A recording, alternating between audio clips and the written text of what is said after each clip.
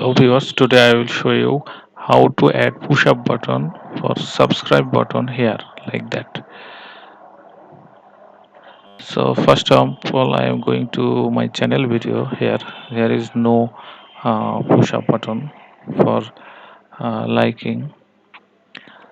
To add push-up button we need to go the studio, YouTube channel studio, then go to channel, then branding, and here is a small area where I will put my push-up button here.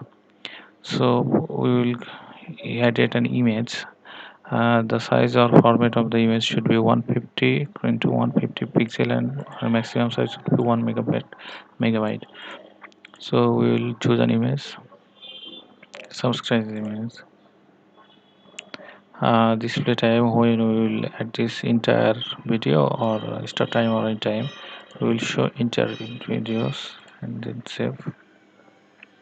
Okay, it is done.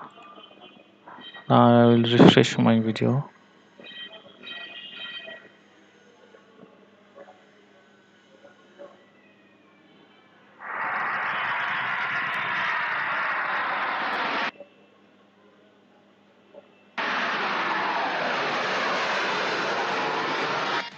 Yes, this one is coming.